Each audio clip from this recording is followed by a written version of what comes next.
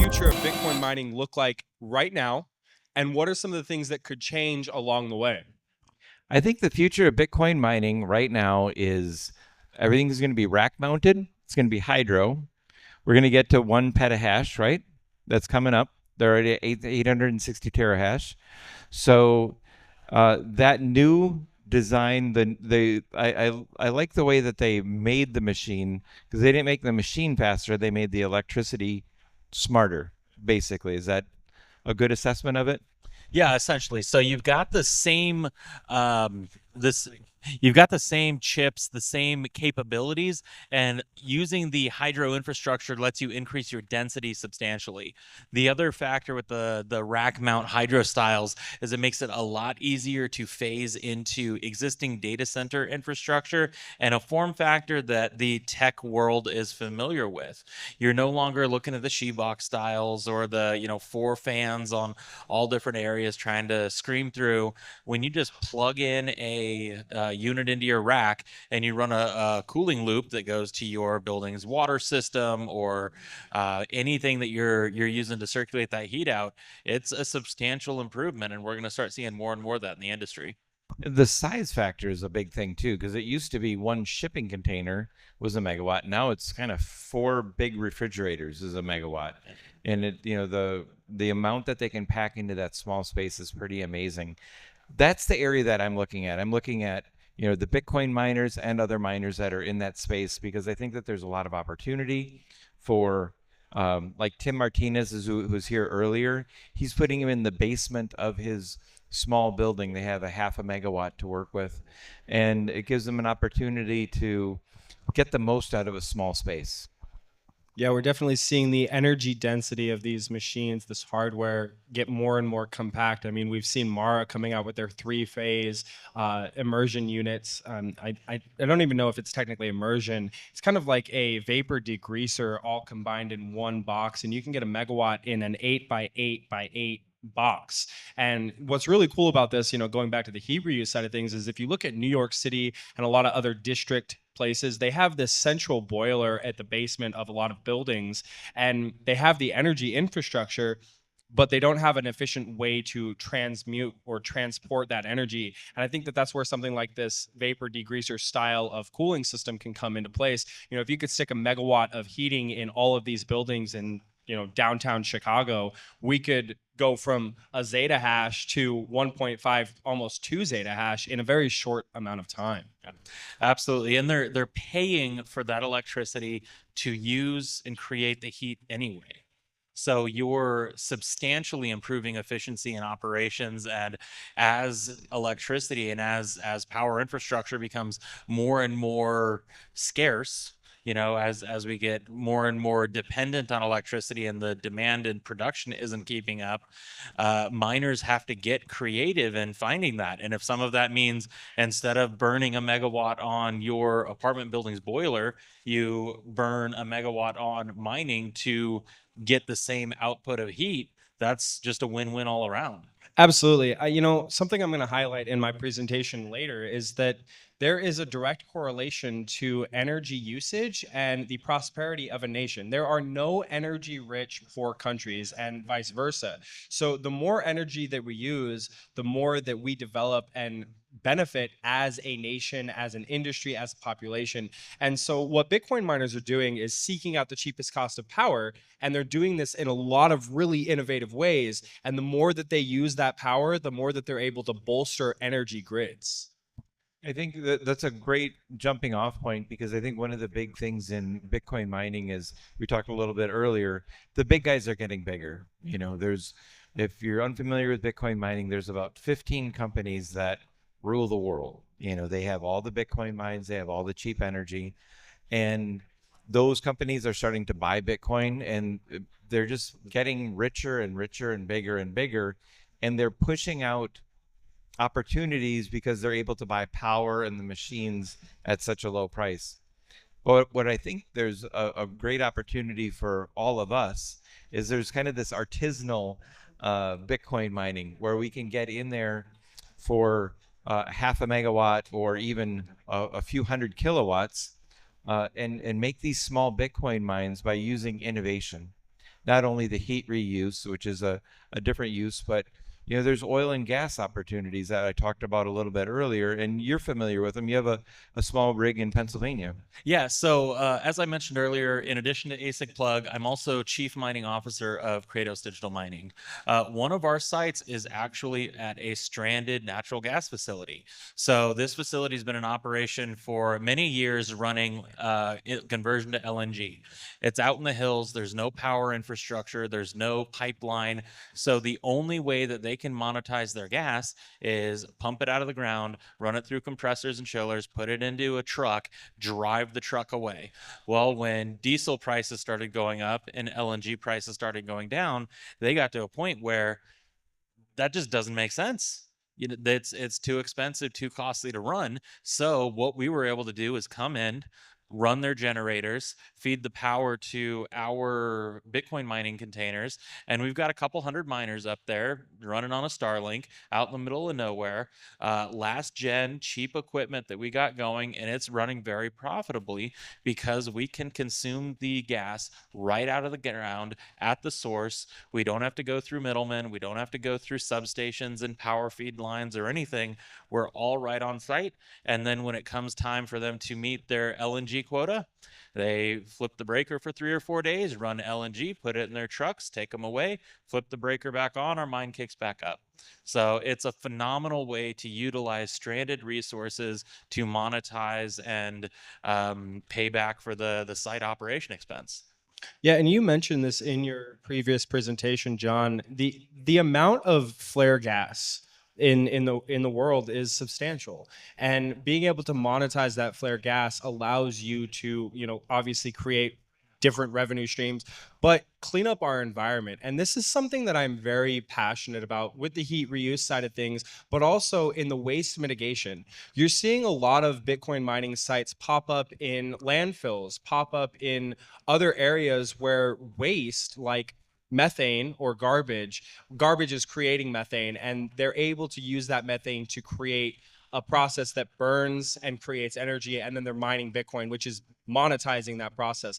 But not only are you seeing this in landfills, you're seeing it in small distilleries where they take bourbon and they have this waste after the bourbon process is created, and they take that waste, turn it into methane, and again create Bitcoin with it. But something that Dan is doing that really excites me is this idea of taking tires, breaking those tires down, pulling the gases from the tires and turning it into Bitcoin. And when you push this into the future, you look at like what happens in our world when we're able to start cleaning up our environment and making the place a better world to live in, but also monetizing that process. It looks pretty cool to me. Absolutely. You know that we've got a whole segment tomorrow on the waste to energy side where I'm going to dig in deep. But for those out here interested right now, yeah, we have some IP around the molecular deconstruction of tire waste and plastic waste to break it down to the base elements such as propane, diesel, and industrial rubber.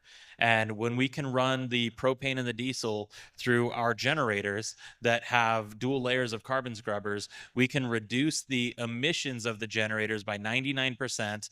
We can clean up the environment by consuming these tires, turning them to electricity, creating Bitcoin, or even if you're not in a Bitcoin mining environment need, create power for your village or your industrial center or anywhere in the world where you can utilize this tech and clean up the garbage. You can create power. And as you mentioned, power is increased GDP. Power is economic growth. Power is going to be what turns these third world countries into second world countries. I've been saying for a while, if you project into the future 50, 75 years, the amount of energy resources that Africa has is substantial. I mean, way more than North America. And they have a lot of really smart people. But the problem is that they don't have access to this energy infrastructure. They have a lot of waste because we send our waste over to them. But what happens 50 years from now when they're able to turn the lights on because they have all these Bitcoin mining powered villages, and people are able to use their combined brain power to compete with first world countries like the US, Canada, Europe?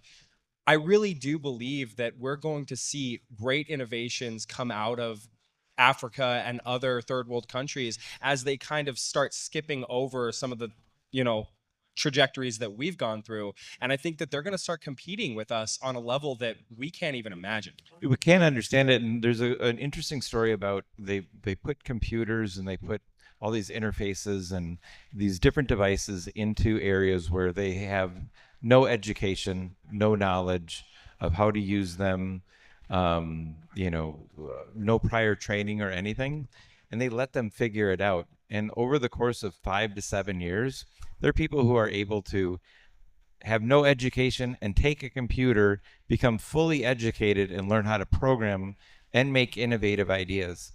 The reason I think that is so powerful is that if you take somebody who has no knowledge of a computer and no prior education, no pollution of how things are supposed to go or how things are supposed to work, and you give them a blank slate, they can create anything.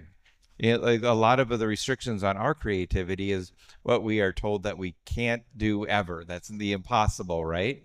But they don't view anything as impossible. So I love the innovation. If we can get that electricity, if we can get the power of the internet, the power of computers, the power of electricity, just having power, right? That would really, it can really change the world in ways that we can't even imagine. Well, I mean, look, we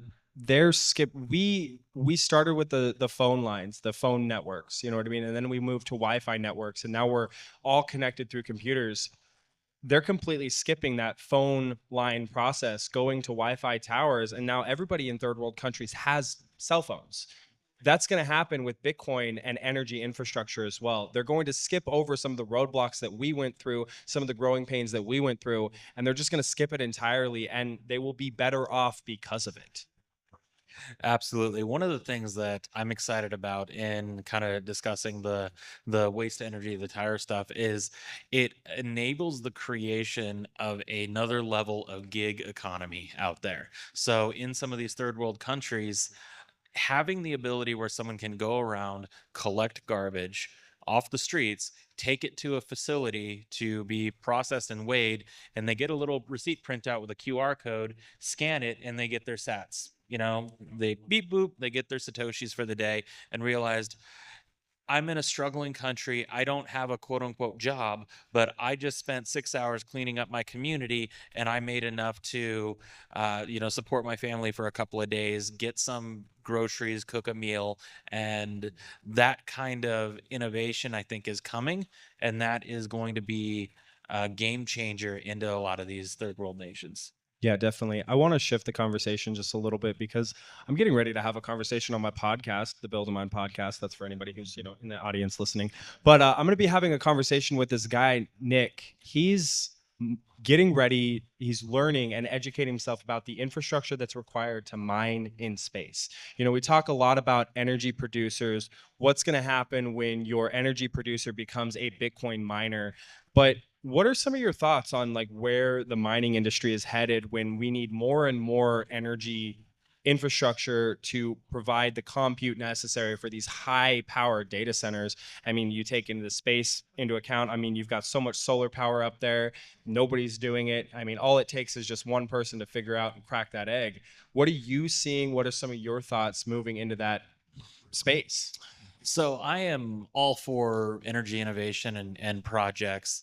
Uh, I'm excited to watch that episode because I'm struggling to see how it's going to be economical to get the equipment up into space with how much it costs to actually launch equipment. But if he's got ideas and stuff, I'm stoked to hear them.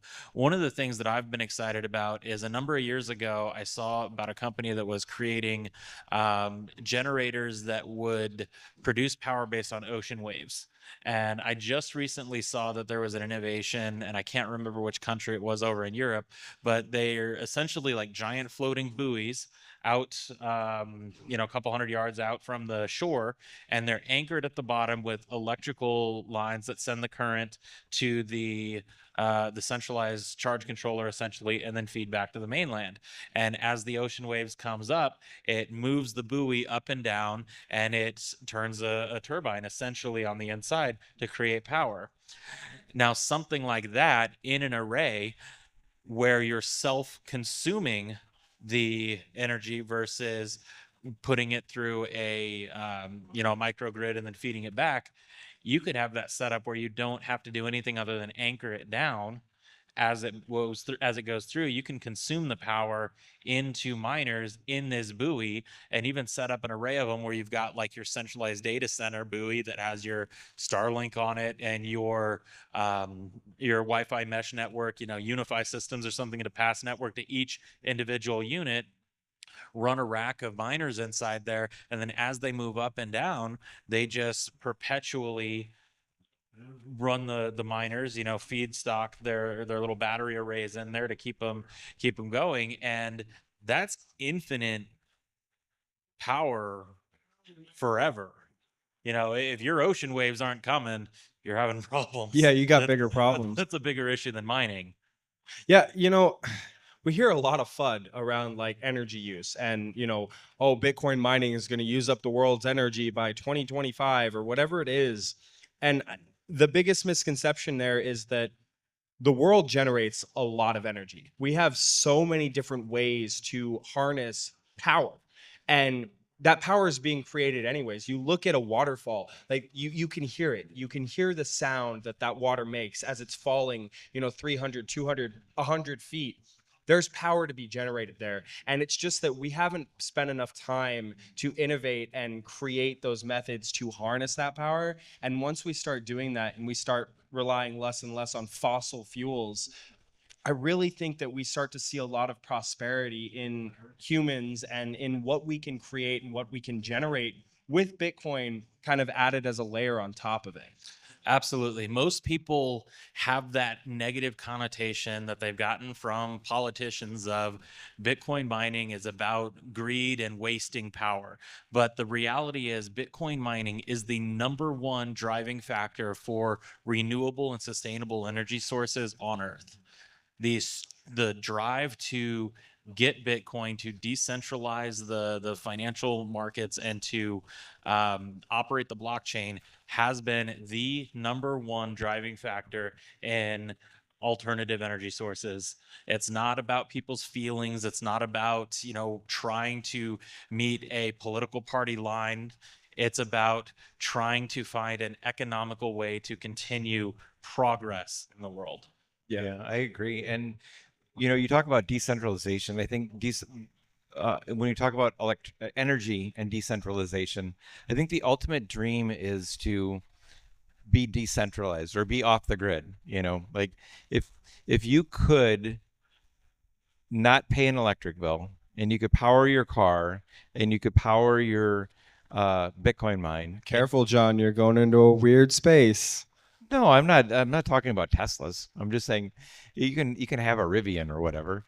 But, if you could do all of that and you could have a Bitcoin mine that made money and you could have it through a power source like waves or a river or something like that, I believe that the future, the innovation will come from those, I don't know whether preppers or libertarians, those people who are like, hey, we got to get off the grid and we got to hide out and make our own electricity. One of those guys is going to come up with something. They're going to be tinkering. They're going to figure out a way to tap into a geothermal or, turn waste or waves or something like that into electricity. I think going back to where we were talking about in Africa, there's so many resources that we don't know how they work. There's these mines of different rare earth metals, not raw earth, but they're rare earth elements that can be turned into energy that can be used in different ways that I don't think we fully tapped into yet. And like I said earlier, with that blank slate, I think that there's a lot of opportunity in those third world countries where they don't know any better and they're like, let's burn it and see what happens. Yeah, and the biggest issue in the past is that there hasn't been a way to monetize that process. The simple fact that you can take a Bitcoin miner, 1 or 100 of them, and place them directly where that power source is and start to monetize that process, changes the entire game. I mean, nobody is going to invest the time and resources into developing ways to harness power if there's no one to sell that power to. Now, all of a sudden, you have Bitcoin miners who will buy as much power as you can send to them. So, developing those processes around, harnessing thermal energy from volcanoes or harnessing, hydro energy from rivers and dams, it changes the entire process completely. Well, it makes it economical. If you go to a third world country and say, "Hey, I'm going to put in a dam and I'm going to power up this village and give them electricity," the whole world doesn't care because it's in a remote part of the world. You don't know those people. It doesn't make any sense. But if you say, "Hey, we're going to put in a dam, and what we're going to do is we're going to make a bunch of Bitcoin off of it, and that Bitcoin is going to help perpetuate building the infrastructure. We're still going to make a profit, and we're going to start building electricity in your community." It makes good business sense. And so corporations will come in and start doing that, or smaller independents. It'll give maybe aid workers, or that type of charity workers who go into countries and help them out. They'll say, hey, maybe they can go in and fund something like that rather than buying everybody new shorts or whatever they do. I don't know what they do, but you get the idea. Yeah, absolutely. Those projects allow for the local immediate monetization and adds jobs and capitalizes on the labor pool there where otherwise they wouldn't be able to perform and support their families. One of the things I do a lot is I try to travel a lot, and in the Caribbean islands, like Jamaica, for example, almost all of their power has to be generated by bringing in tanker ships of diesel to burn in generators to create power to feed through the grid. They've got a little bit of solar and some other stuff, but predominantly it's inbound liquid diesel on tanker ships to create the power for the country. That's why they're paying 40 cents a kilowatt hour. With something like the tire project I was talking about, the ability to consume the waste resources on the island, turn them into fuels to burn in their generators versus having to bring in the tanker ships of them. Even if it reduces their inbound ships by 20%, that's going to be an enormous change to the pocketbooks of the citizens, of the end users, and that's what is going to be able to help them get to the next step where they can actually afford a laptop. They can afford to do online schooling or get education and information beyond what they're getting passed down in their local communities, and continue to progress innovation throughout the country. I love the way the conversation's going. So to wrap it up, let's talk about what would be your big wish in Bitcoin mining in the future, and let's limit this to the next year.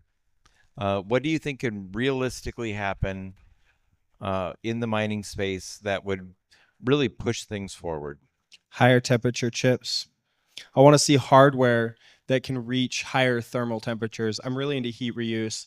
And what I think is incredible is, these ASIC miners, they're at the base of it, like at the very, lowest level, they are resistive heaters.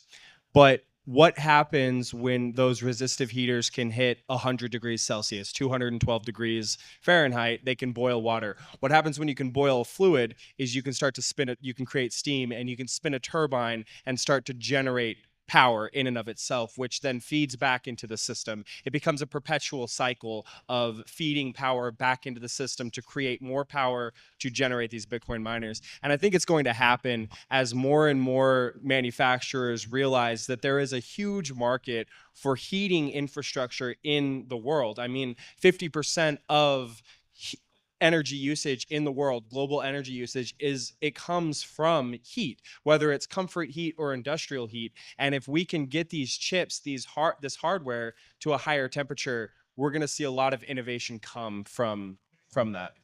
Absolutely. And on the innovation front, there's so many everyday use items that could be integrated with something like some Bitcoin chips. For example, your hot tub.